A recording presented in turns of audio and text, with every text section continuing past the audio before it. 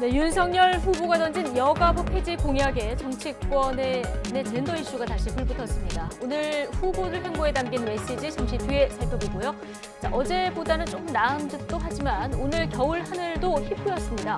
초미세먼지 현재 수치는 어느 정도고 언제 해소될지 또 따뜻한 날 왜 미세먼지가 더 특성인지 미세먼지 상황도 좀 짚어보겠습니다.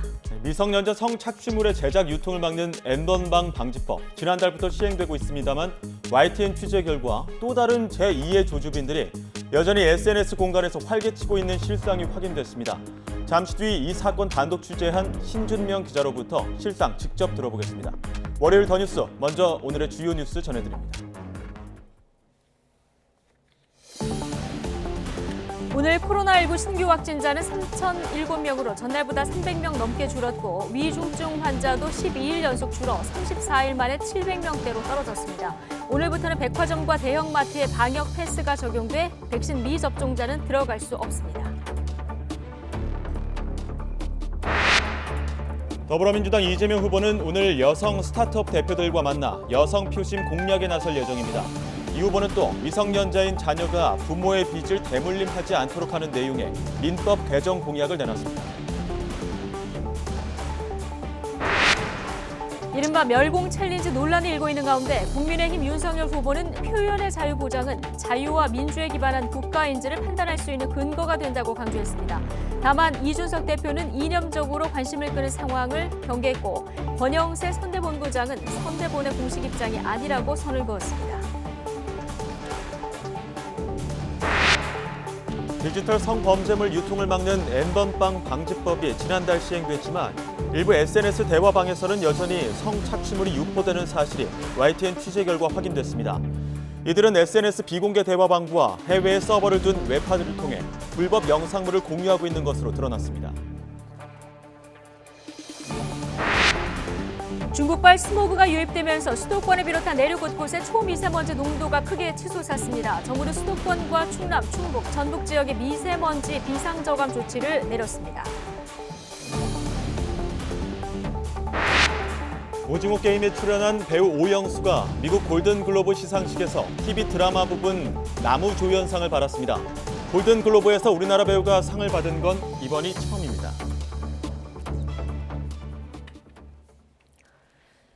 네, 더불어민주당 이재명 대선 후보는 잠시 후 여성 창업가를 지원하는 기업인들을 만나 애로사항을 청취하면서 여성 표심 공략에 주력합니다. 국민의힘 윤석열 후보는 이 후보가 먼저 공약한 경인성 지화화를 자신도 추진하겠다면서 맞불을 놓으면서 수도권 표심을 자극했습니다. 이런 가운데 정치권은 때 아닌 멸공 논쟁으로 뜨겁습니다. 취재기자 연결합니다. 권민석 기자. 네, 국회입니다. 네, 민주당 이재명 후보 잠시 후에 서울 동작구에서 간담회에 참석하죠? 네, 오늘 오전 언론사 인터뷰 등 비공개 일정을 소화한 이재명 후보가 여성 표심 공략에 나섭니다. 오후 2시부터 여성 창업가를 지원하는 서울 동작구 스페이스 살림에서 스타트업 대표들과 간담회를 진행합니다. 여성의 고용 안정과 경력 단절 예방 콘텐츠 등을 개발하는 기업인들과 만나 일하는 여성의 고충을 청취하고 의견을 교환합니다. 여성가족부 폐지, 병사 월급 200만 원 등 이른바 젠더 갈라치기 공약을 연달아 내놓은 국민의힘 윤석열 후보와 뚜렷한 차별화 행보로 해석됩니다. 이에 앞서 이 후보는 민주당 선대위를 통해 교육 분야 8대 공약도 발표했는데요. 수능 시험에서 사교육 의존도가 높은 초고난도 문항 출제를 없애고 대입 공정성 위원회를 설치해 대학 수시 전형을 모니터링하겠다고 밝혔습니다. 또 민법을 개정해 미성년자가 부모 빚을 대물림하지 않도록 하겠다고도 했습니다. 민주당은 아울러 4차 산업혁명과 관련한 경제 산업 분야 전문가 3명을 영입했습니다. IMF 사태를 최초로 예측한 금융 전문가 최공필 온더 디지털 금융연구소 소장과 빅데이터 통계 권위자인 이영섭 동국대 교수, 스타트업 창업 지원기업 류선종 대표입니다. 이런 가운데 이 후보가 주장해온 법여권 통합의 일환인 민주당과 열린민주당 합당 여부에 대한 민주당 당원 투표는 오늘 오후 6시에 끝납니다. 큰 이변 없는 결과가 나오면 민주당은 모레 중앙위원회를 열어 합당한 건을 의결하고 오는 14일 합당 완료를 선언할 계획입니다. 네, 국민의힘 윤석열 후보는 오늘 어떤 일정을 소화하고 있습니까? 네, 윤석열 후보는 오늘 오전 인천역 앞에서 핵심 교통 공약을 발표했는데요. 수도권 광역 급행철도인 GTX 2 노선을 신설해 인천부터 서울 도심까지 30분 내에 교통망을 구축하겠다고 밝혔습니다. 또 경인선과 경인고속도로 지하화도 약속했습니다. 앞서 이재명 후보가 공약한 경인선 지하화를 자신도 추진하겠다고 맞불을 놓은 겁니다. 윤 후보는 여기에 7조에서 10조 정도 드는데 상업적으로 활용하면 상당 부분을 조달할 수 있고 장기적으로는 수십 배의 경제적 효과가 있을 거라고 설명했습니다. 또 인천에서 처리되는 수도권 생활 쓰레기도 쓰레기 발생지에서 처리한다는 대원칙에 따라 대체 매립지를 반드시 확보하겠다고 말했습니다.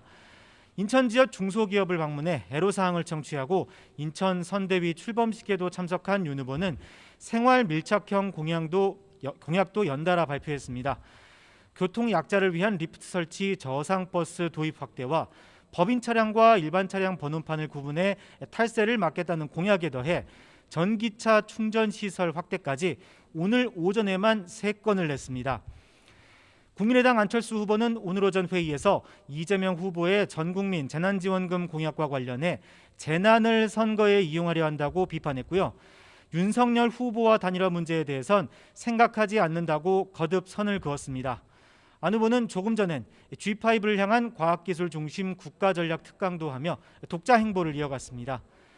정의당 심상정 후보는 오늘 오전 국회에서 기자회견을 열어 이른바 그린노믹스로 경제 구질서와 결별하겠다고 밝혔습니다. 재생에너지 발전, 전기차 산업, 그린 수소 경제 등 5대 녹색 산업 육성을 약속하면서 그린노믹스로 150만 개 일자리 창출을 공약했습니다. 네, 정용진 신세계 부회장이 쏘아올린 이른바 멸공 논란의 여진도 정치권에서 이어지고 있죠. 네, 국민의힘 윤석열 후보가 그제 이마트를 방문해 멸치와 콩을 구입하며 멸공 인증에 동참했는데요. 윤 후보는 오늘 취재진과 만난 자리에서 멸공 메시지가 이념을 가르는 것 아니냐는 질문에 자유민주주의 헌법 질서를 반하지 않는 범위 안에선 누구나 의사표현의 자유를 가진다며 문제가 없다는 뜻을 밝혔습니다. 하지만 이준석 대표는 취재진에게 조금 다른 입장을 내비쳤습니다. 국민의힘에서 번지는 멸공인증 릴레이가 과하다면서 윤 후보의 정책 행보가 주목받는 상황에서 이념적 어젠다가 관심받는 상황을 주변에서 만들지 않았으면 좋겠다고 선을 그었습니다. 민주당은 국민의힘과 윤석열 후보를 향해 맹공을 가했습니다. 윤호중 원내대표는 중앙선대위 회의에서 김종인 체제에서 잠시 중도의 길을 건나 했더니 대놓고 일배놀이를 즐기며 극우와 보수의 품으로 돌아갔다고 비판했습니다. 이어 자중질환 끝에 겨우 돌아온 윤석열 표 선대위 대전략이 고작 국민 편 가르기와 구시대적 색깔론이냐고 깎아내렸습니다. 김영배 최고위원도 제1야당 후보가 멸공 운운하며 멸치와 콩을 들고 시대 퇴행적 놀이를 하는 한심한 모습에 기가 막힌다고 비난했습니다. 지금까지 국회에서 YTN 권민석입니다.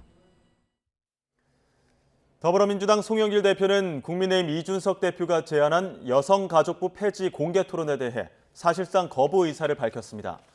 송 대표는 당 선거대책위 회의에서 국민의힘 윤석열 후보는 이준석 대표의 아바타가 아니라 자신의 국정 철학을 갖고 자신의 공약을 스스로 국민에게 밝혀야 한다고 말했습니다. 이어 윤 후보 스스로 이재명 후보와 토론하는 자주적인 모습을 보일 것을 부탁한다며 이런 문제 갖고 당대표가 논의할 단계는 아니라고 지적했습니다. 네, 윤석열 후보와 이준석 대표의 극적인 화해로 잠잠해졌던 국민의힘 내홍이 국회의원 재보궐선거 공천을 둘러싸고 다시 불거지는 모습입니다.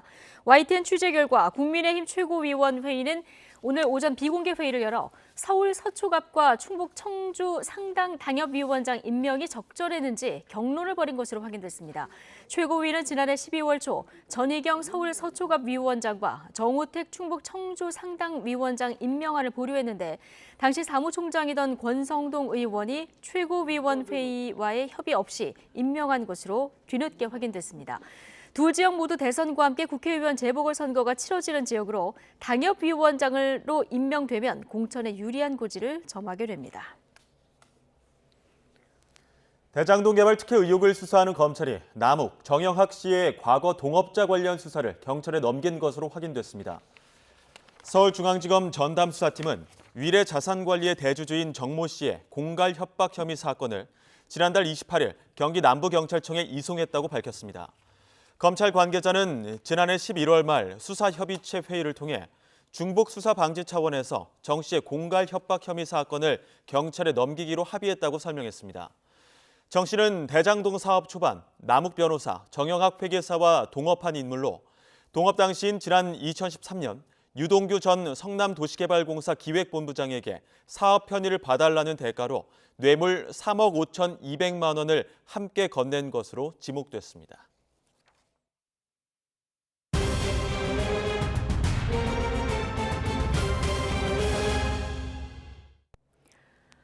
코로나19 위중증 환자가 12일 연속 줄면서 한 달여 만에 700명대로 떨어졌습니다.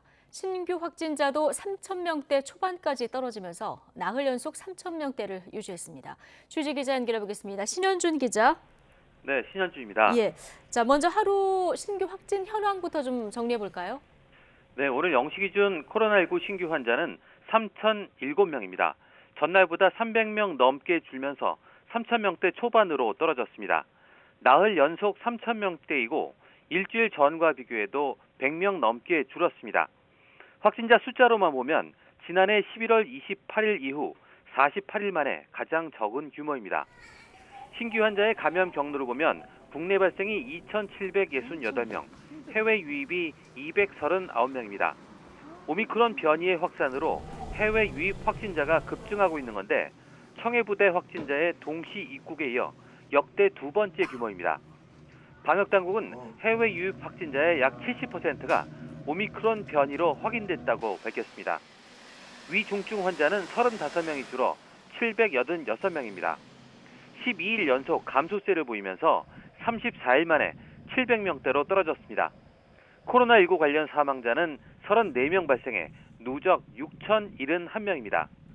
다만 확산세가 주춤해지면서 중환자 전담병상 가동률은 계속 떨어지고 있는데요. 어제 오후 5시 기준 수도권의 중환자 병상 가동률은 전날보다 0.1%포인트 낮아져 50.5%를 기록했습니다. 남은 병상은 서울이 201개, 경기가 309개, 인천이 71개로 수도권을 통틀어서 581개에 이릅니다. 전국의 중환자 병상 가동률은 47.6%입니다. 네, 당국이 오미크론이 우세종이 될 것에 대비해서 대응 체계를 또 마련하기로 했죠? 네, 오늘 중대본 회의에서 나온 말인데요. 정부는 이번 달 말부터 다음 달 초까지 설 연휴가 오미크론 변이 우세종화에 분수령이 될 것으로 보고 이르면 이번 주 오미크론 대응 체계를 발표하겠다고 밝혔습니다. 권덕철 중대본 1차장은 현재 오미크론 점유율이 10% 내외 수준이지만 높은 전파력으로 1, 2개월 이내에 우세종이 될 것이라는 예측이 있다며 이같이 말했습니다. 이어 많은 사람이 오가게 될 설 연휴가 분수령이라면서 오미크론의 파고에 대비할 골든타임이 얼마 남지 않았음을 의미한다고 강조했습니다. 정부는 기존의 방역관리 체계와 의료 대응 체계를 오미크론에 맞춰 대비하고자 한다며 우세종화 이전에는 검역과 진단검사 등 유입과 확산 차단에 집중하고 우세종화 후에는 방역과 의료 체계를 즉시 전환하겠다고 밝혔습니다. 그러면서 모레 일상회복지원위원회의 전문가 논의를 거쳐 이르면 이번 주 발표하겠다고 덧붙였습니다. 앞서 지난 7일 오미크론 관련 토론회에서는 오미크론의 확산으로 3월 중에 확진자 2만 명과 위중증 환자 2,000명이 나올 수 있다는 전망이 나왔습니다. 지금까지 사회 2부에서 YTN 신현주입니다.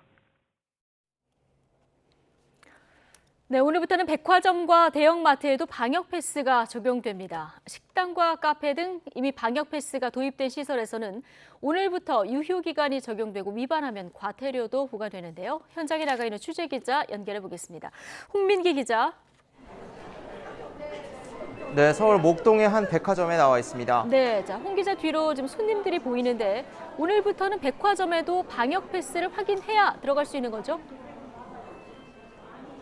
네, 그렇습니다. 제가 나와 있는 곳이 백화점 1층 입구인데요. 지금 보시는 것처럼 입구를 세 줄로 나누고 직원들이 손님의 방역 패스를 일일이 확인하는 모습을 보실 수 있습니다. 오늘부터 백화점이 방역 패스 의무 확인 대상에 포함됐기 때문인데요. 손님들 가운데는 백신을 아직 접종하지 않았거나 백신 접종 후 6개월이 지나면서 방역 패스에서 딩동 이런 소리가 나는 경우도 있었습니다. 이런 손님에겐 직원이 백신 접종 여부를 확인하면서 이번 주는 입장할 수 있지만 오는 17일부터는 입장이 금지된다고 안내하는 모습도 볼 수 있었습니다. 오늘부터는 이처럼 백화점과 대형마트에도 방역 패스가 확대 적용됩니다.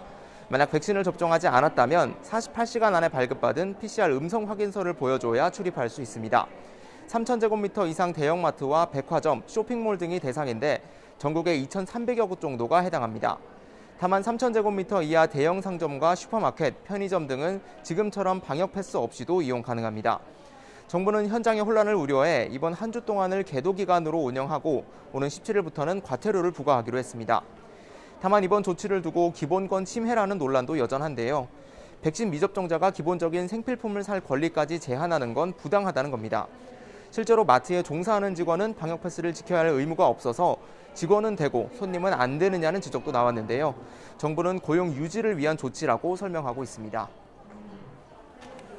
네, 그리고 식당과 카페 등은 오늘부터 백신 접종 유효 기간도 확인을 해서 위반하게 되면 과태료를 부과하게 되죠. 네, 그렇습니다. 식당과 카페는 이미 방역 패스 제도가 운영되고 있죠. 일주일 동안 계도 기간이 끝나는 오늘부터는 이제 방역 패스의 유효 기간이 적용됩니다. 2차 접종 이후 14일이 지난 날부터 6개월, 그러니까 180일이 지난 사람은 방역 패스의 효력이 사라지는 건데요. 효력이 지난 방역 패스로 시설을 이용할 경우 개인은 10만 원, 시설 운영자는 최대 300만 원에 달하는 과태료를 물 수 있습니다. 방역 패스 유효 기간이 지난 사람은 34만 3천여 명으로 집계됐는데요. 이럴 경우 백신을 추가 접종해야 유효 기간을 6개월 늘릴 수 있습니다. 지금까지 서울 목동의 한 백화점에서 YTN 홍민기입니다. 네, 먹는 코로나19 치료제를 해외에서 직접 구매해서 파는 업체가 등장해서 당국이 단속에 나섰습니다. 식품의약품안전처는 미국 머크사의 코로나19 치료제 몰루피라비르의 이름을 붙인 약품 2종류를 인터넷에서 판매하는 업체를 발견해 방송통신심의위원회에 해당 사이트에 접속 차단을 요청했다고 밝혔습니다. 식약처는 이 업체가 파는 약품이 몰루피라비르의 정식 복제약인지는 아직 확인되지 않았다며 다만 정식 복제약이 맞는다고 해도 국내에서 사용 승인을 받지 않아 사고 파는 것은 불법이라고 강조했습니다. 또 업체에 대한 정보를 추가로 수집한 뒤 경찰청에 수사를 의뢰할 예정이라고 덧붙였습니다.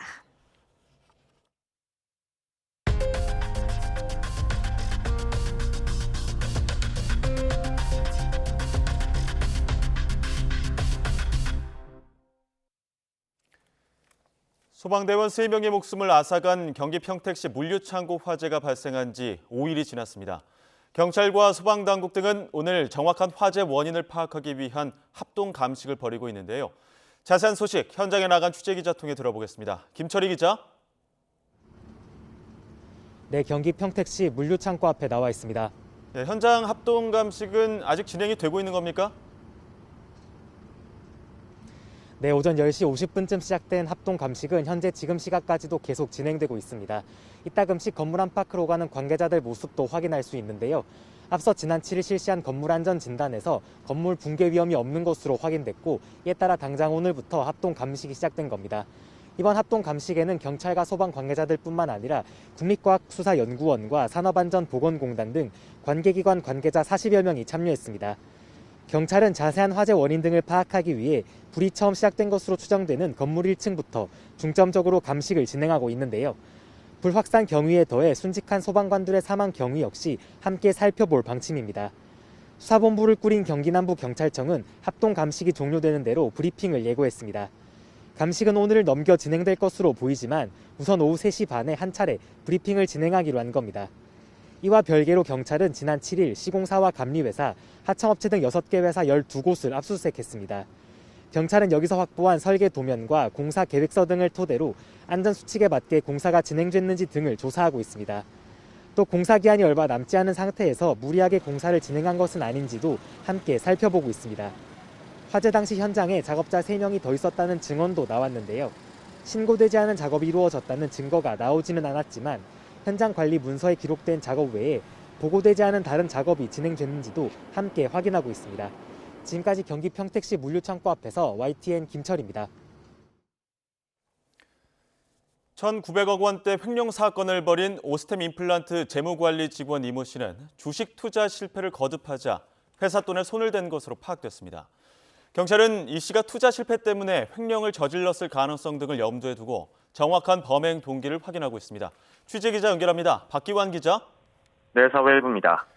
네, 이 씨가 주식 투자 실패 때문에 회사 돈을 횡령했을 가능성이 제기되고 있다고요?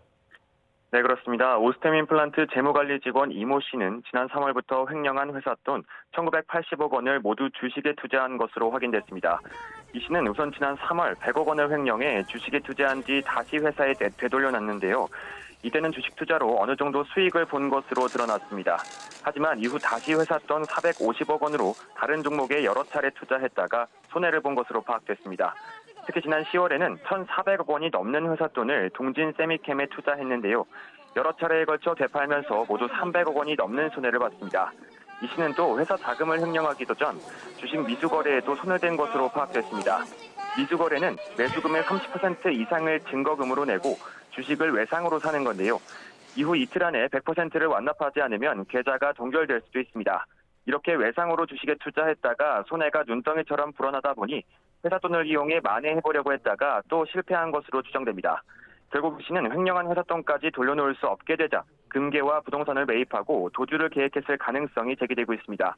경찰은 이 씨의 투자 실패가 횡령 범죄의 동기가 됐을 가능성에 염두에 두고 조사하고 있습니다.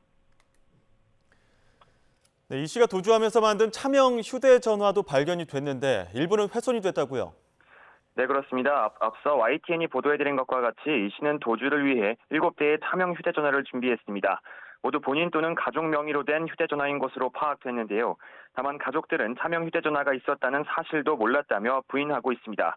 경찰이 이 씨를 체포할 당시 이 휴대전화들을 모두 확보했는데 일부는 훼손된 것으로 확인됐습니다. 경찰은 휴대전화를 복구하고 포렌식 작업을 해 도주 과정에서 누구와 연락을 주고받았는지 확인할 예정입니다. 이와 함께 경찰은 윗선 지시가 있었는지에 대한 수사도 착수했습니다. 앞서 한 시민단체가 직원 한 명이 벌일 수 있는 횡령 규모가 아니라며 오스템 임플란트 회장 등을 고발한 만큼 회사 전반에 대한 수사가 불가피할 전망입니다. 무엇보다 중요한 건 남은 횡령 금액에 대한 회수 여부인데요. 이 씨 자택에서 압수한 금괴와 주식계좌 예수금, 현금과 부동산 거래액, 그리고 동진세미캡 투자 손실액 등을 감안하면 남은 건 730억 원 정도입니다. 경찰은 아직 찾지 못한 금괴 300kg의 행적을 뒤쫓으면서 주식 투자금이 어디로 흘러갔는지 확인하고 있습니다. 다만 여러 차례 주식 투자 실패가 있었던 것으로 알려진 만큼 실제로 회수될 수 있는 자금은 더 줄어들 가능성도 큰 상황입니다. 지금까지 사회일부에서 전해드렸습니다. 이틀째 고농도 미세먼지 비상 저감 조치가 발령된 가운데 수도권을 비롯한 내륙 곳곳의 초미세먼지 농도가 크게 올랐습니다. 대기 정체에 중국발 스모그가 유입된 것이 원인인데요. 취재기자 연결해 자세한 초미세먼지 현황과 전망 알아보겠습니다. 정혜윤 기자. 네, 문화생활과학부입니다. 네, 도심 전체가 잿빛으로 변했는데 벌써 이틀째죠. 미세먼지 비상 저감 조치 발령 중입니다. 네, 그렇습니다. 서울도 수도권과 충남 지방에 이틀째 고농도 미세먼지 비상 저감 조치가 시행 중인 가운데 오늘은 충북과 전북 지방에도 비상 저감 조치가 내려졌습니다. 발령 지역에서는 밤 9시까지 비상 저감 조치가 시행되는데 공공기관은 물론 민간 부분 사업장과 공사장의 운영 시간이 단축되고 배출가스 5등급 차량 운행도 제한됩니다. 이와 함께 서울은 지난 주말부터 오늘까지 사흘째 초미세먼지 주의보가 발령 중이고 그 밖에 중서부와 전북지방에도 초미세먼지주의보가 확대 발령하고 있습니다. 네, 비상 저감 조치 새해 들어 처음인데 갑자기 대기질이 악화한 원인 역시 국외 미세먼지 때문이겠죠? 네, 그렇습니다. 비상 저감 조치에 미세먼지 특보까지 발령될 정도로 대기질이 악화한 것은 국내 오염물질의 중국발 스모그가 더해졌기 때문입니다. 지금 보시는 것은 지난 일요일 오전 천리안 위성으로 본 한반도 주변 초미세먼지 상황인데요. 붉은색의 고농도 초미세먼지가 중국에서부터 한반도까지 길게 이어져서 유입되고 있는 것을 확인할 수가 있습니다. 실제로 지난 주말 밤부터 농도가 올라가기 시작해서 일요일에는 서울의 초미세먼지 일평균 농도가 평소 5배에서 6배 수준인 100마이크로그램에 육박할 정도로 크게 치솟았습니다. 네, 호흡기에 안 좋은 초미세먼지라 더 걱정인데 지금은 수치가 어느 정도입니까? 네, 지금도 서울 공식 농도는 100마이크로그램 정도로 평소보다 5배에서 6배가량 높습니다. 특히 서울에서도 강북구가 118마이크로그램까지 높게 나타나고 있고요. 경기 지역에서도 창전동의 초미세먼지 농도가 150마이크로그램을 웃돌고 있습니다. 이 정도면 매우 나쁨 수준으로 노약자와 어린이는 물론 일반인도 야외활동을 자제해야 하는 수준으로 새해 들어서는 최악인 셈입니다. 새해 들어 최악의 상황, 이번 초미세먼지 언제쯤 해소될까요? 네, 일단 초미세먼지는 밤사이 찬 공기가 유입되면서 점차 해소할 것으로 보입니다. 이미 많은 분들이 알고 계시지만 미세먼지는 날씨와 밀접한 연관성을 지니고 있습니다. 이 때문에 최근 사만삼이 또 칠한칠미 등의 겨울철 신조어가 생기기도 했는데요. 추위를 몰고 오는 찬 대륙고기압이 확장하면 청정한 북풍에 밀려서 해소됐다가 찬 대륙고기압이 온화한 성질의 이동성 고기압으로 변질되고 또 대기가 정체하면서 미세먼지가 짙어지게 됩니다. 이번 미세먼지는 밤사이 한파에 해소되겠지만 내일부터 사흘 정도는 영하 10도를 오르내리는 강력 한파가 예상됩니다. 큰 기온 변화에 대비도 철저히 해주셔야겠습니다. 지금까지 문화생활과학부에서 YTN 정혜윤입니다. 미국 골든글로브 TV 부문 작품상 후보에 오른 오징어 게임이 아쉽게 수상하지 못했습니다. 하지만 배우 오영수 씨가 한국 배우 최초로 나무조연상을 받으면서 한국 드라마계의 역사를 새로 썼습니다. 취재기자 연결해 자세히 짚어보겠습니다. 김혜은 기자. 네, 김혜은입니다. 네, 오징어 게임 TV 부문 작품상 후보에 올랐었는데 아쉽게 수상에는 실패했군요. 네, 오징어 게임은 제79회 골든글로브 시상식에서 TV 드라마 부문 작품상 후보에 올랐는데요. 아쉽게 수상하지는 못했습니다. 수상작은 미국 드라마 석세션에 돌아갔습니다. 비록 수상하지는 못했지만 우리나라 드라마가 작품상 후보에 오른 건 이번이 처음이어서 의미 있는 기록을 남겼습니다. 배우상에서는 성과가 있었습니다. 나무주연상에 오른 배우 이정재는 수상하지 못했지만 오영수는 나무조연상을 차지했습니다. 오영수 배우는 수상 소식을 듣고 생애 처음으로 자신에게 괜찮은 사람이야 라고 말했다며 세계 속의 우리가 아니라 이제 우리 속의 세계라는 수상 소감을 전해왔습니다. 한국계 배우가 골든글로브에서 상을 받은 적은 있지만 우리나라 배우가 배우상을 받은 것은 이번이 처음입니다. 골든글로브는 그동안 인종차별과 성차별 비판에 시달려왔습니다. 앞서 영화 기생충과 미나리 역시 영어 대사가 절반에 미치지 못한다는 이유로 작품상과 배우상 후보에 오르지 못했고 외국어 영화상을 받는데 만족해야 했습니다. 세계적인 신드롬을 일으킨 오징어 게임 역시 언어와 문화 장벽을 넘지는 못했습니다. 특히 올해는 부정부패 의혹까지 불거지면서 미국 영화계에서 보이콧에 나서기도 했는데 오징어 게임 팀도 시상식에 참석하지는 않았습니다. 지금까지 문화생활과학부에서 YTN 김혜은입니다.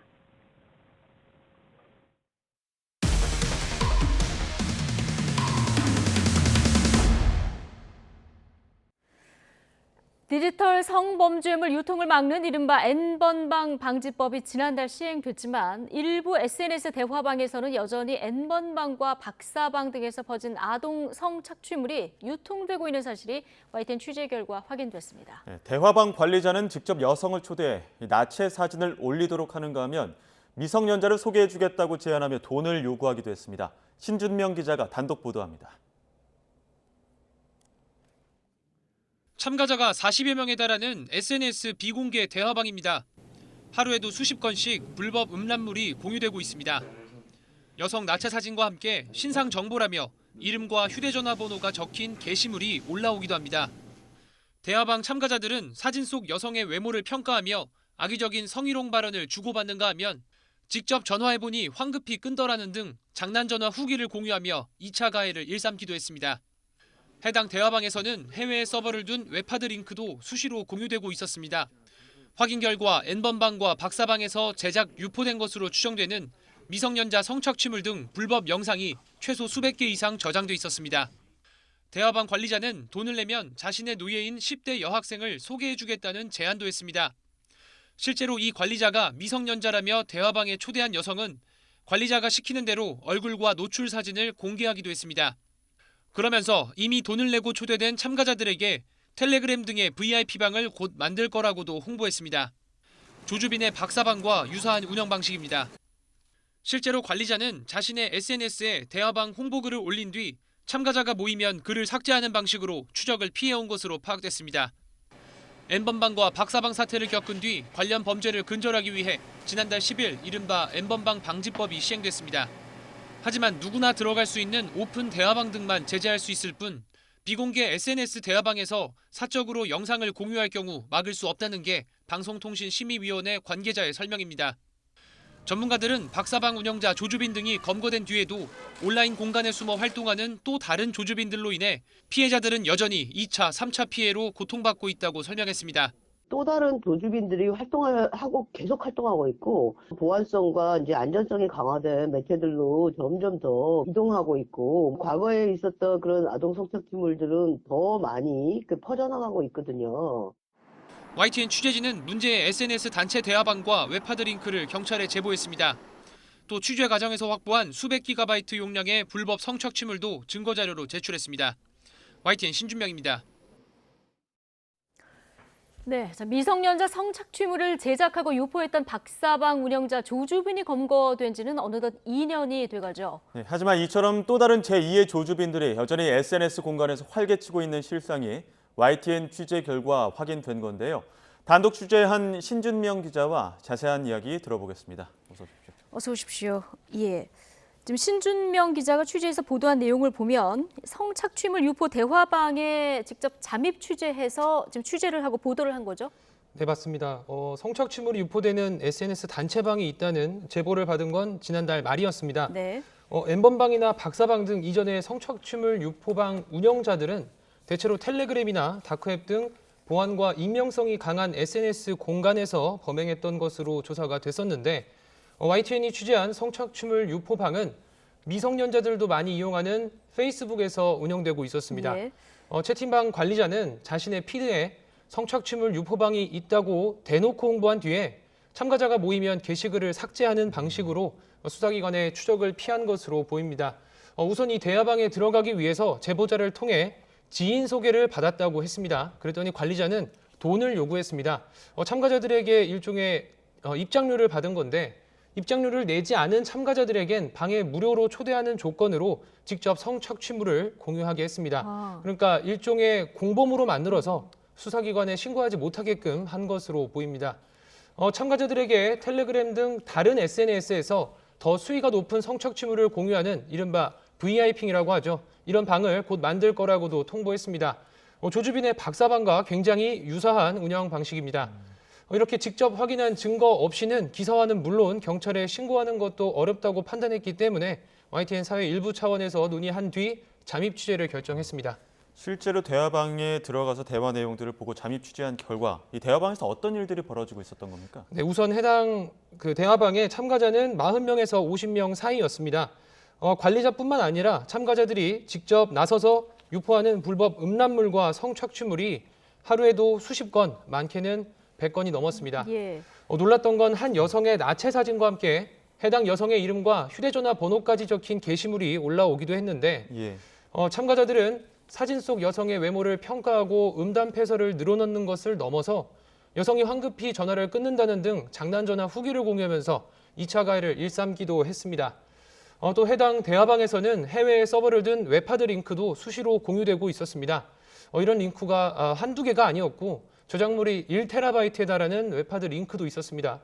YTN 취재진이 직접 확인한 링크에는 용량만으로는 750GB, 개수로는 6만 6천 개가 넘는 사진과 영상이 있었습니다. 예. 이 안에는 누가 봐도 미성년자라고밖에 볼 수 없는 앳된 모습의 여성들이 성착취를 당하는 영상들이 최소 수백 개 이상 있었습니다. 지금 들어보면 N번방, 박사방과 뭐 똑같은 그런 방법인데요.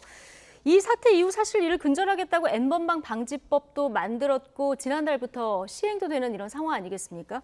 그런데 지금 뭐 사전 검열 논란까지 불거질 정도로 굉장히 강도 높은 제재 방안이다 이렇게 얘기도 나왔었는데 이 법으로 단속할 수 있는 건 불가능한 겁니까? 네, 그렇습니다. 이른바 N번방 방지법이라고 하는 전기통신사업법과 정보통신망법 개정안은 지난달 10일 시행됐습니다. 하지만 이 법으로는 해당 채팅방에서 이루어지는 음란물 공유를 사전에 차단할 수가 없습니다. 예. 카카오톡 오픈 채팅방 등 공개된 대화방만 제재할 수 있을 뿐 이렇게 비공개 SNS 대화방에서 사적으로 영상을 공유하는 건 막을 수 없다는 게 방송통신심의위원회 관계자의 설명이었습니다. 네, 다시 한번 제도적인 보완이 시급해 보이는데 취재 과정에서 대화방 관리자가 또 직접 미성년자 성착취를 일삼는 정황도 드러났다고요? 네, 그렇습니다. 관리자는 저한테 돈을 내면 10대 미성년자 여성을 소개해주겠다고 제안하기도 했습니다. 관리자는 이 여성들이 자신의 노예라면서 시키는 건 다 한다고 했습니다. 신상유포가 두려운 미성년자 여성들을 협박하고 성착취물을 계속해서 제작해온 정황이 보이는 건데요. 관리자가 10대 미성년자라며 대화방에 초대한 여성은 관리자의 지시대로 얼굴과 노출 사진을 공개하기도 했습니다. 네, 이게 잠입 취재한 내용을 보도하는 데서 끝낼 문제는 아닌 것 같은데요. 저희가 잠입 취재에서 확보한 증거들 다 경찰에 지금 넘긴 상태죠? 네, 맞습니다. YTN은 취재 과정에서 파악된 모든 내용을 경찰청 사이버범죄 신고 시스템을 통해서 먼저 제보했습니다. 수사팀이 배정된 뒤에는 제가 참고인 신분으로 경찰 조사에 출석을 해서 취재 과정에서 확보한 모든 자료를 증거로 제출했습니다. 또 동의를 얻어서 YTN에 최초로 제보해준 제보자도 경찰과 연결했습니다. 참고인 조사 과정에서 담당 수사관과 함께 직접 해당 대화방의 내용을 살펴보기도 했는데 N번방과 박사방 당시에 제작 유포된 영상들이 다수 확인됐습니다. 또 한 남성이 미성년자를 포함한 피해 여성 100여 명을 상대로 제작해서 다크웹과 텔레그램에 유포했던 성착취물 3,200여 개도 공유된 것으로 파악이 됐습니다. 이 남성은 지난 2020년 11월 성착취물을 유포하고 이튿날 극단적 선택을 했습니다. 성착취물에 여성들의 신상 정보까지 기입돼 있어서 2차 피해까지 걷잡을 수 없이 커졌던 상황이었습니다. 지난해 3월 이 사건이 알려지면서 해당 성착취물을 유포하는 사이트를 폐쇄해달라는 국민청원이 올라왔고 이후 해당 사이트는 폐쇄됐지만 여전히 또 다른 공간에서 2차, 3차 피해가 계속되고 있는 겁니다. 예, 직접 가서 조사도 받았었는데 경찰은 그럼 수사에 착수한 상황입니까? 네, 경찰은 YTN이 전달한 이 증거들을 토대로 수사에 착수했습니다. 하지만 관리자가 자신의 연락처는 공유하지 않고 또 여러 개의 SNS 아이디를 사용하는 등 익명으로 활동하고 있는 것으로 추정되는 만큼 검거에는 다소 시간이 걸릴 것으로 보입니다. 이 대화방에선 어제까지만 해도 불법 음란물과 성착취물이 공유되고 있었습니다. 전문가들은 박사방 운영자 조주빈 등이 검거된 뒤에도 온라인 공간에 숨어 활동하는 또 다른 조주빈들로 인해서 피해자들은 여전히 2차, 3차 피해를 받으며 고통받고 있다고 지적합니다.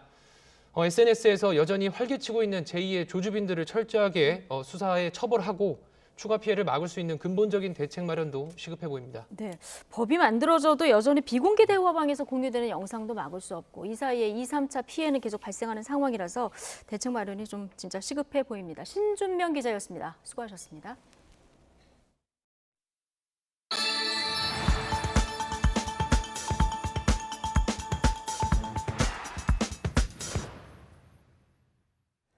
네, 정부가 선지급 후정산 방식으로 지급하기로 한 코로나19 손실보상금 신청이 모레부터 시작됩니다. 앞서 예고한 대로 55만 업체에 500만 원씩 지급됩니다. 이강진 기자입니다. 지난달 정부가 예고한 손실보상 선지급 금융 프로그램이 시행됩니다. 지난해 4분기에 입은 손실과 올해 1분기에 예상되는 손실을 250만 원씩 산정해 500만 원을 먼저 지급합니다. 대상은 지난달 6일부터 영업시간 제한 조치 영향을 받은 소상공인과 소기업 55만 곳입니다. 선지급금에 대해서는 손실이 확정되기 전까지 무이자가 적용됩니다. 확정 이후 차감하고 남은 잔액은 연 1% 저금리로 5년 동안 나눠서 상환할 수 있습니다. 만약 500만 원을 먼저 받았는데 손실이 300만 원으로 확정됐다면 나머지 200만 원은 월 이자 1,660원을 내면서 5년 안에 갚으면 되는 겁니다. 신용 점수, 보증 한도, 세금 체납, 금융 연체 등에 대한 심사 없이 손실보상 대상 여부만 확인되면 신청 후 3영업일 이내에 지급됩니다. 신청 첫 닷새가는 업체 대표의 주민등록번호 출생연도 끝자리 순서대로 진행되고 소상공인 정책자금 홈페이지를 통해서 접수하면 됩니다. 이번 선지급 외에 시설 인원 제한 업체 등 추가 대상자들은 다음 달 중순까지 선정해 1분기 선지급금 250만 원을 지원받게 됩니다. YTN 이강진입니다. 네, 유럽에서 백신 패스 의무화를 둘러싼 갈등이 격화하고 있는 가운데 프랑스와 독일, 벨기에 등 여러 나라에서 정부의 방역 정책에 항의하는 대규모 시위가 잇따랐습니다. 벨기에 수도 브뤼셀에서는 현지 시간으로 9일 경찰 추산 5천여 명의 시위대가 백신 독재를 비난하는 플래카드를 앞세우고 자유라는 구호를 외치며 시위대를 행진했다고 AFP 통신이 전했습니다. 체코의 수도 프라하에서도 주말과 휴일 수천 명이 모인 가운데 이틀 연속 시위가 벌어졌다고 AP통신이 보도했습니다. 네, 오미크론 변이 비중이 10% 안팎으로 높아진 가운데 정부는 설 연휴가 오미크론 확산의 분수령이 될 것으로 보고 이번 주에 오미크론 대응 체계를 발표하겠다 이렇게 밝혔습니다. 이 내용 포함한 정부의 코로나19 관련 발표 내용 직접 들어보겠습니다. 중환자실 병상 가동률은 전국, 수도권, 비수도권 모두 50%대로 감소하였습니다. 의료 대응 역량 대비 발생 비율도 전국, 수도권, 비수도권 모두 30%대로 낮아졌습니다. 단계적 일상 회복 이후에 지속 증가하던 재원 위중증 환자 수가 처음으로 감소하였습니다. 주간 일평균 확진자는 12월 3주차에 최대 6,000명대였지만 최근 1주 그 절반인 3,000명대로 감소하였고 신규 위중증 환자와 사망자 수 모두 감소 추세로 볼 수 있습니다.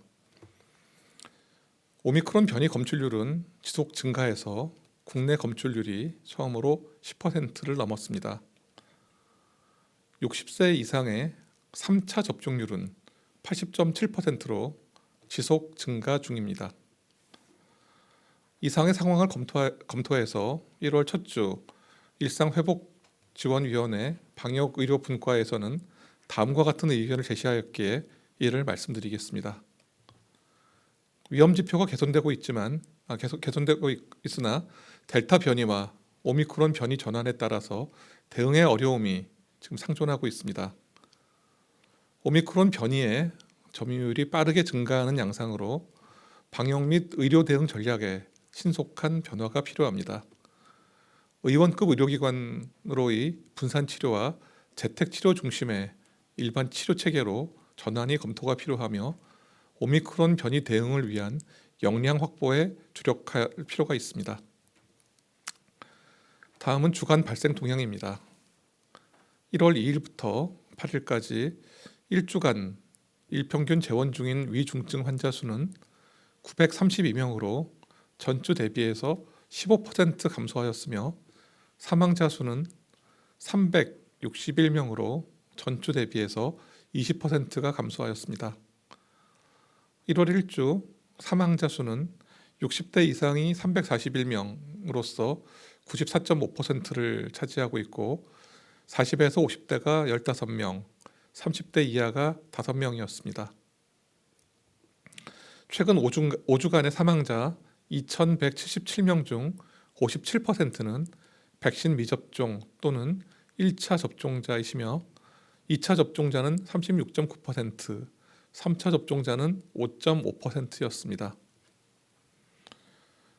1월 1주 코로나19 국내 발생 신규 환자는 일평균 3,507명으로 전주 대비해서 24.5% 감소하였습니다. 사회적 거리두기 강화 조치 연장 이후에 수도권과 비수도권 모두 유행 규모가 점진적으로 감소세를 보이고 있습니다. 주간 감염 재생산 지수는 전국 0.82로서 3주 연속 1 미만을 유지하고 있으며 수도권은 0.81, 비수도권은 0.83이었습니다. 변이 바이러스 검출 현황을 살펴보면 국내 감염 사례는 델타형이 87.5%이고 오미크론형 변이는 12.5%입니다. 다만 해외 유입 사례에서는 오미크론 변이가 88.1%로 전 세계의 코로나19가 오미크론 변이로 대체되고 있음을 시사합니다. 확진자가 주중 3,000명대로 감소하고 위중증 환자가 2달여 만에 감소세로 전환되었지만 오미크론 변이 국내 확산의 위험 요인이 있으며 1월 중에 오미크론이 우세 변이로 될 가능성이 높습니다. 정부는 오미크론 우세화에 대비한 의료 그리고 방역 등 분야별 종합 대응 계획을 수립하고 있습니다. 다음은 주한미군 부대 내 방역 강화와 관련하여 말씀드리겠습니다. 중앙방역대책본부는 주한미군 코로나19 확진자 증가에 따라서 주한미군 측과 지난 1월 6일 긴급회의를 개최하여 부대 내 코로나19 확진자 발생 상황을 공유하고 방역 강화와 지역사회 전파 최소화를 위한 방안을 논의하였습니다. 주한미군은 재택근무 확대, 부대 내 검사 강화, 부대 밖 다중이용시설 자재, 3차 접종 동료 등을 실시할 예정입니다. 아울러 우리 정부는 주한미군 부대 인근 지역 주민의 3차 접종을 독려하는 등 지역사회 방역 관리를 강화합니다. 유행 상황이 안정될 때까지 주한미군, 질병관리청, 또 관련 지자체 간 주 1회 정례회의를 통해서 진행 상황을 주기적으로 관리하고 또 추가적으로 필요한 조치들을 협의해 나갈 예정입니다. 다음으로 오미크론 변이 대비해서 진단검사 전략 수립에 관련된 말씀을 드리겠습니다.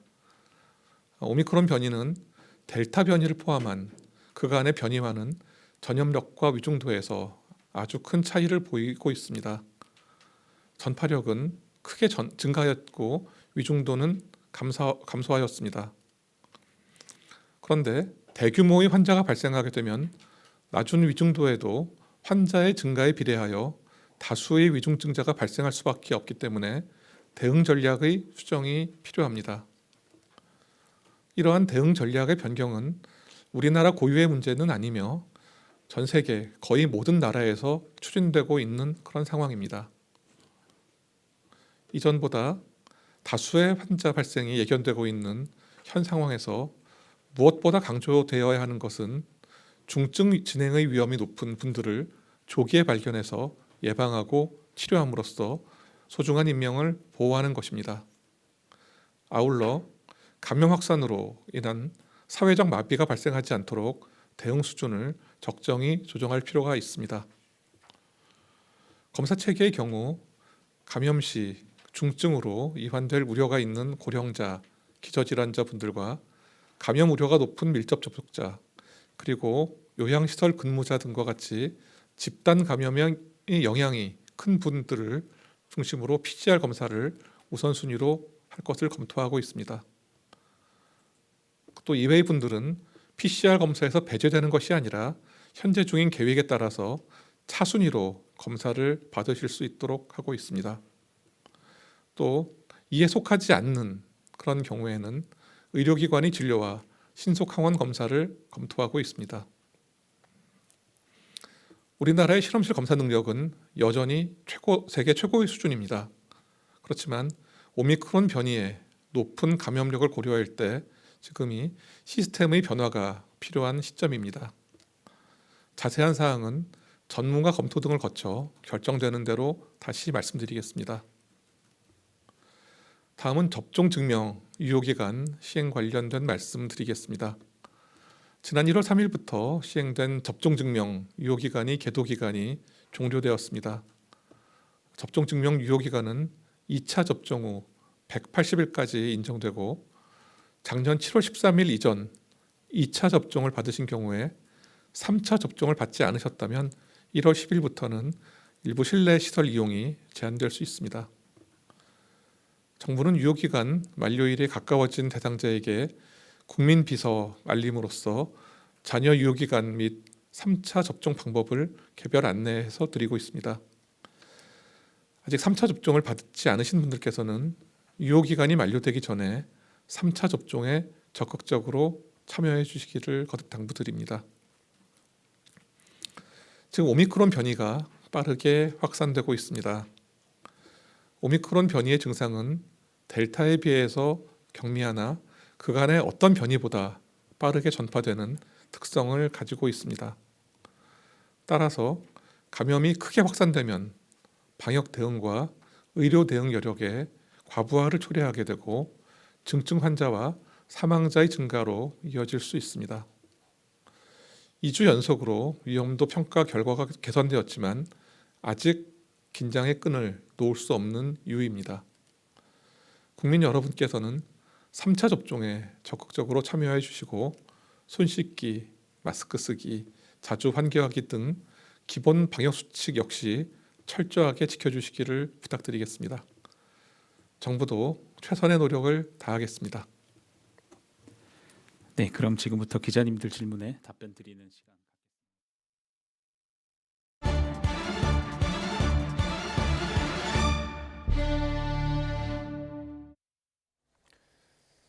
어제 동물권 단체 케어가 SNS에 학대범을 찾습니다라는 제목의 글과 영상을 올렸습니다. 서울 선일여고 앞에서 벌어진 일이라고 하는데요. 영상을 보면 공분할 만한 장면이 나옵니다. 견주로 추정되는 사람이 골목길을 걸으며 목줄에 매달린 강아지를 마치 쥐불놀이 하듯 돌리는데요. 공중에서 들어 올렸다가 내렸다가 빙빙 돌리는 등 학대하는 모습이 담겨 있습니다. 목줄에 매달린 강아지는 저항조차 하지 못하는 모습입니다. 하지만 여기서 멈추지 않고 손바닥으로 강아지를 여러 차례 때리기도 하는데요. 견주의 행동을 보면 이러한 행동이 이번이 처음은 아닌 듯 싶습니다. 자, 관련 영상을 온라인에 공개한 동물권 단체 케어가 오늘 학대 견주를 찾았다고 합니다. 이어서 동물권 단체 케어 김영환 대표와 직접 이야기 나눠보겠습니다. 대표님 나와 계십니까? 예, 안녕하십니까? 네, 안녕하십니까? 영상 속에 있는 견주를 결국 잡았다고 하던데 제보가 많이 들어왔습니까? 제보가 많이 들어온 건 아닌데 아침 일찍 가서 현장 탐문을 해서 산책을 하는 견주를 만나게 됐습니다. 예, 산책 중에 그럼 그 학대를 당했던 그 강아지와 같이 발견된 겁니까? 같이 산책하는 중이었습니다. 발견 당시에 난동도 있었다고 하는데 어떤 일이 있었던 겁니까? 예, 그래서 산책하는 견주를 만나서 어제 당신이 학대한 거 아니냐 이렇게 이제 물었더니만 이게 무슨 학대냐 그러면서 어제 했던 그 쥐불놀이 같이 돌리는 행위 그 행위를 그 현장에서 또 반복을 했습니다. 그리고 때렸다는 사실도 부인을 하고 고성을 지르면서 뭐 반성 이런 건 전혀 없었습니다. 예, 반성의 기미도 없었고 어제 그 학대했던 이 지금 화면에 보이는 이 지금 행위를 또 했다는 말씀이시죠? 예, 그렇죠. 쥐불놀이 하던 것 같은 그런 행위를 하면서 이게 무슨 학대냐 하고 고성을 질렀습니다. 강아지 상태는 좀 살펴보셨습니까? 예, 강아지가 뭐 외견상으로 이렇게 다친 데가 있는 것을 보이지는 않는데 강아지는 주인을 매우 두려워하는 상태였고요. 오히려 처음 보는 이제 케어 활동가 바지 가랑이를 붙잡고 안아달라고 하는 그런 상황이었습니다. 그래서 매우 이제 겁을 먹은 상태였던 거죠. 이게 뭐 한두 번이 아니기 때문에 이제 강아지도 이렇게 겁을 먹었을 것 같은데 예, 그렇겠죠. 소유권 포기를 받아내셨다고 하는데 향후 어떤 절차가 진행이 될 계획이십니까? 예, 두 가지가 될 건데 일단 그 고발은 한 상태, 동물보호법 위반으로 고발은 한 상태고요. 예. 예, 그리고 이제 그 학대자에 대해서는 그런 결국 형사적인 처벌이 가해져야 된다고 생각을 하고 그다음에 개 입장에서는 이렇게 좋은 반려인을 만나서 이렇게 잘 살아갈 수 있도록 해야 되겠죠. 그래서 그 입양 어떤 공고를 내고 그래서 이제 좋은 입양자를 찾아서 이제 보낼 그럴 계획입니다. 견주는 처벌할 지금 계획, 고발에 들어간 상태이고 또 강아지는 또 좋은 주인에게 다시 또 입양이 될 수 있는 그런 조치를 준비하고 계신다고 말씀해 주셨는데요. 예, 지금 병원으로 이동 중에 있습니다. 예, 그 예전에도 비슷한 사건이 있었잖아요. 쥐불놀이 하듯이 목줄 잡고 빙빙 돌렸던 일이 있었는데 당시에는 법원 판단이 어땠습니까? 그 이런 비슷한 류의 이제 그 사건에 대해서 그 유무죄 판단이 이제 엇갈려 왔거든요. 예. 그 어떤 경우는 무죄로 판단이 되기도 하고 어떤 경우 유죄로 판단이 되기도 한데 동물보호법에 의하면 정당한 사유 없이 신체적 고통을 가하면 동물학대다라고 되어 있는데 그럼 여기에서 정당한 사유냐? 그다음에 이게 신체적 고통이냐 이런 것들에 대해서 법원 판단이 이렇게 사안별로 좀 달라지고 있습니다. 그래서 이게 법원 자체도 좀 그러니까 법률 언어 자체도 좀 문제가 있고 그다음에 또 이것을 적용하는 이제 법원의 판단도 개선돼야 된다고 생각을 합니다. 예, 동물학대의 정당한 사유를 찾는다는 게 참 좀 모호하기도 한데 예전보다 인식이 나아졌다고는 하지만 강아지를 비롯한 반려동물에 대한 학대 여전히 적지 않습니다. 제도적으로 어떤 대책 마련이 필요하다고 보십니까? 예, 그 어떤 구조적인 논의를 해야 되겠지만 문제를 매우 좁혀서 이야기를 한다면 방금 말씀드렸던 것처럼 그 일단 정당한 사유가 있으면 동물의 고통을 가해도 된다 이렇게 돼 있는 거거든요. 그래서 학대자들이 제일 많이 하는 말이 훈련을 하려고 했다. 혹은 말을 안 들어서 했다. 그러면 이제 훈련 자체는 정당한 사유가 될 수가 있는 거잖아요. 이제 예. 그렇게 됐을 때 이것이 동물학대로 인정이 안 되고 이런 일이 반복되고 있는데 그래서 이제 외국 같은 경우를 보면 정당한 사유라는 표현보다는 불필요한 고통이라는 표현을 많이 쓰거든요. 그러니까 그래서 우리나라도 만약에 동물보호법상에서 동물학대의 개인 규정을 불필요한 고통으로 한다 그러면 예를 들어 이번 건 같은 경우 혹은 이제 유사한 사례에 이제 훈련하려고 고통을 주었다. 그런 식으로 자기를 정당화한다고 했을 때 훈련을 하더라도 불필요한 고통을 가할 이유는 없는 거잖아요. 예. 그래서 그런 문제가 해소될 수 있을 것 같고 또 하나는 그 고통이라는 것 자체는 신경계에서 벌어진 현상인데 그걸 신체적 고통이냐 정신 고통이 나누는 것 자체가 사실 맞지 않는 거거든요. 이제 그런데 만약에 개가 이제 도는데 이것이 그걸 가지고 신체 고통이냐 정신 고통이냐 이렇게 이제 그런 식으로 해서 빠져나온 경우들이 많거든요. 그래서 그냥 신체 고통, 정신 고통 나누지 말고 그냥 이제 고통을 가는 것 그런 것을 학대 행위로서 개념 규정을 하면 문제들이 조금 완화는 되겠죠. 예, 참 훈련을 핑계 삼는 일이 많다 이렇게 지적을 해주셨는데 오히려 네. 견주에게 훈련이 필요한 건 아닌가 이런 생각도 듭니다. 그렇죠. 이어서 동물권단체 케어 김영환 대표와 함께 이야기 나눠봤습니다. 오늘 말씀 고맙습니다. 예, 감사합니다. 네, 다음 소식입니다. 실손보험료가 올해 또 올라가면서 가입자들 부담이 갈수록 커지고 있습니다. 매년 적자를 이어가고 있는 보험업계도 여전히 만족하지 못하는 모습인데요. 악순환을 끊기 위해서는 근본적 원인으로 꼽히는 과잉 진료 문제를 먼저 손봐야 한다는 지적이 나옵니다. 강희경 기자가 보도합니다. 이선우 씨는 지난 2007년 5년 갱신 주기로 남편과 함께 1세대 실손보험에 가입했습니다. 둘이 합쳐 처음 2만 원대에서 최근 5만 원대까지 조금씩 올랐는데 이번에 날라온 안내문 속 갱신보험료는 자릿수 자체가 달라졌습니다. 17만 원 수준으로 3배가량 훌쩍 뛴 겁니다. 그러니까 모든 실손 가입 고객님이 지금 똑같은 상황이세요. 그래서 기존에 6만 8천 원씩에다가 갑자기 19만 원 이게 말이 되냐 이렇게 많이 고객님들이 정작 혜택을 받아본 적도 없는 상황에서 보험료가 아깝기도 하고 막막하기도 할 따름입니다. 억울한 거예요, 그냥 억울해요. 왜 나는 한 번도 병원에 가서 제대로 진료받은 적도 없고 그 다음 주기에는 또 오르겠죠. 그래서 아마 죽기 전까지 계속 오르지 않을까 싶어요. 아마 포기하는 쪽을 택할 것 같아요. 그리고 열심히 돈을 벌어서 적금을 들어서 아프면 쓰는 걸로. 실손보험은 가입 시기에 따라 4세대로 나뉩니다. 이 가운데 자기부담금이 없거나 적은 1, 2세대 실손보험료는 올해 평균 16%, 3세대는 평균 8.9% 인상됩니다.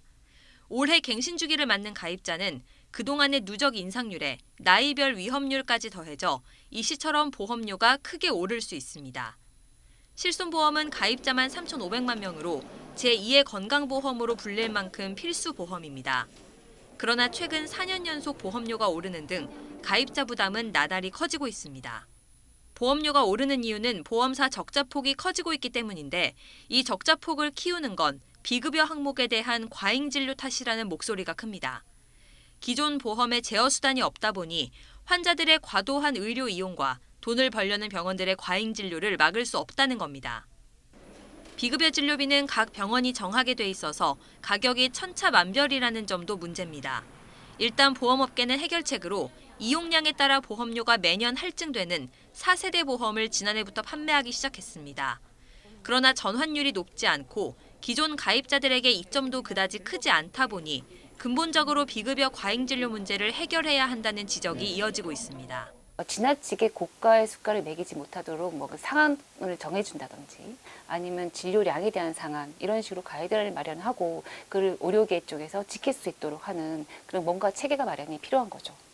금감원도 보험업계와 함께 비급여 항목 관련 보험금 지급 기준 개편 작업에 들어갔습니다. 1년 동안 실손보험료를 한 번도 타지 않는 가입자는 60%가 넘습니다.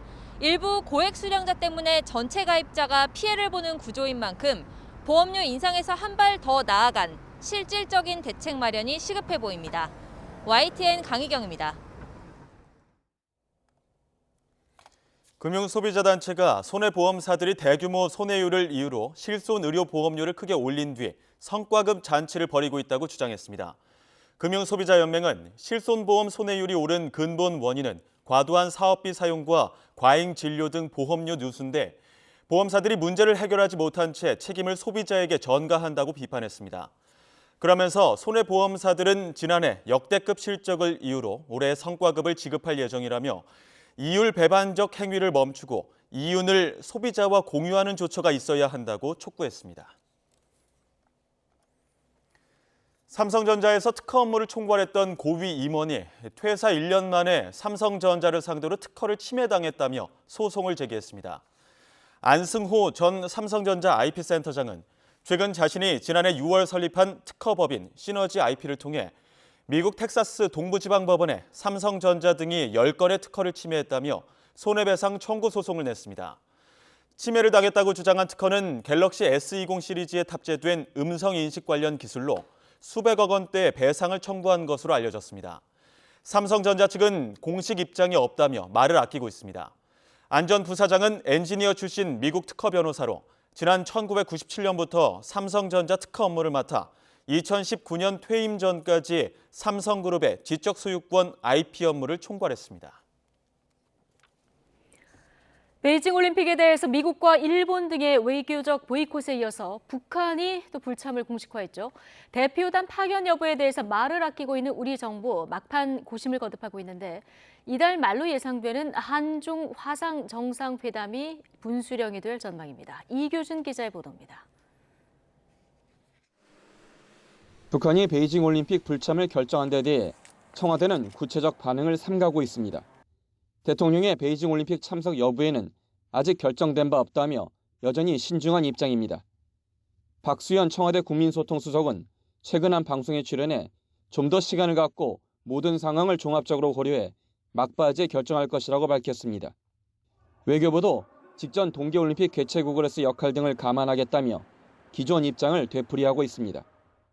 우리 정부는 이번 동계올림픽이 지난 2018년 평창올림픽에 이어서 동북아와 세계의 평화와 번영 등에 기여할 수 있도록 성공적 개최를 지지하고 있습니다. 이상입니다. 하지만 북한이 불참을 공식화하면서 베이징 올림픽을 계기로 한반도 평화 프로세스를 재추진하려던 우리 정부 구상은 사실상 무산된 것으로 보는 시각이 높습니다. 전문가들은 외교적 실익을 따져볼 때 문 대통령의 참석 가능성이 높지 않은 것으로 보고 있습니다. 다만 남북관계 개선을 위한 중국의 역할과 올해가 한중 수교 30주년인 점 등을 고려해 정부 대표의 급과 대표단의 규모를 정할 것이란 관측이 나옵니다. 한중 관계를 중요하게 여기고 있기 때문에 완전한 외교적 보이콧보다는 제한적인 참여 쪽으로 방향을 틀 것 같고요. 문화체육관광부 장관 정도 가지 않을까 조심스럽게 예상해 보는데 정부는 미중 갈등과 남북관계 등 한반도 상황을 고려해 득실을 저울질하고 이달 말 예상되는 한중 화상 정상회담을 전후해 최종 결정을 내릴 것으로 전망됩니다. YTN 이교준입니다. 네, 앞으로 만 4세 이상 어린이는 이성 부모를 따라서 목욕탕에 입장할 수 없게 됩니다. 보건복지부는 이 같은 내용의 공중위생관리법 시행규칙 일부 개정안을 오늘부터 다음 달 28일까지 입법 예고한다고 밝혔습니다. 먼저 목욕업소의 남녀 동반 출입금지 연령이 만 5세에서 만 4세로 낮아집니다. 현재 목욕실, 탈의실은 만 5세 이상부터 이성의 출입이 금지되는데 앞으로 이용객들의 편의를 위해서 이 기준 연령을 만 4세로 1살 더 낮추기로 했다고 복지부는 설명했습니다. 우리나라가 지난해 미국산 쇠고기 2조 5천억 원어치를 수입해 세계 최대 미국산 쇠고기 수입 국가가 됐습니다. 미국 농무부와 육류수출협회 자료를 보면 한국은 지난해 1월부터 11월까지 전년보다 16% 늘어난 25만 3천 톤을 수입해 23만 8천 톤을 수입한 일본을 제치고 세계에서 가장 많은 양의 미국산 쇠고기를 수입했습니다. 지난 2003년 미국의 광우병 발생으로 쇠고기 수입이 중단됐다가 2008년 대규모 반대 시위 속에 수입이 재개된 뒤 13년 만에 수입량이 5배 늘었습니다. 네, 서울에는 이틀째 미세먼지 비상저감 조치가 발령 중입니다. 초미세먼지는 밤사이 찬바람이 불며 점차 해소되겠고 내일은 영하 10도 안팎의 강력한 한파가 찾아올 전망입니다. 기상캐스터 연결해 자세한 날씨 알아보겠습니다. 원희다 캐스터. 네, 원희다입니다. 네, 자, 오늘도 숨쉬기 답답한 날인데요. 여전히 하늘도 무척 뿌옇군요. 네, 고농도 미세먼지 때문에 하늘이 뿌연 것은 물론 눈과 코가 답답합니다. 현재 서울의 시간당 평균 초미세먼지 농도는 평소의 5배에서 6배 수준인 100마이크로그램 안팎까지 치솟아 있는데요. 특히 동대문구는 126마이크로그램으로 가장 높게 나타나고 있습니다. 서울은 사흘째 초미세먼지 주의보가 발령 중이니까요. 계속해서 야외 활동은 자제하시는 편이 좋겠습니다. 현재 서울뿐만 아니라 전국 대부분 지방에서 초미세먼지 농도가 짙게 나타나고 있습니다. 오늘 서울과 경기 남부, 세종과 충북은 매우 나쁨, 인천과 경기 북부, 강원과 대전, 충남, 호남, 영남은 나쁨 수준을 보이고 있습니다. 따라서 서울 등 수도권과 세종, 충청과 전북에는 미세먼지 비상저감 조치가 발령 중인데요. 밤 9시까지 공공기관은 물론 민간 부분 사업장과 공사장은 운영시간이 단축되고 배출가스 5등급 차량은 운행이 제한됩니다. 오늘 밤사이에는 비나 눈이 내리며 찬 공기가 유입되겠고 미세먼지는 점차 해소될 것으로 보입니다. 눈은 퇴근길 무렵 서쪽 지역부터 시작되겠고 내일 새벽까지 제주 산간 많은 곳에는 30cm 이상의 폭설이 쏟아지겠습니다. 그 밖에 수도권과 충청 이남, 경북 북부 내륙에는 1cm 안팎의 적은 눈이 예상됩니다. 경기와 강원에 새롭게 한파특보가 내려진 가운데 내일 아침 기온은 큰 폭으로 떨어지겠습니다. 서울과 춘천 영하 9도, 대전 영하 6도가 예상됩니다. 내일 낮 동안에도 영하권에 머물며 춥겠습니다. 서울 영하 4도, 청주와 광주 영하 2도가 예상됩니다. 영하권의 강력한 한파는 이번 주 후반까지 길게 이어질 전망입니다. 미세먼지는 점차 해소되지만 또다시 영하 10도 안팎의 한파가 찾아옵니다. 개인 위생관리 및 건강관리 잘해주셔야겠습니다. 지금까지 YTN 원희다입니다. 네, 지난주 초중반 정치권 뉴스의 블랙홀이 됐던 국민의힘 갈등, 후반에 극적 봉합이 됐는데 여론에는 어떤 변화가 있을까요?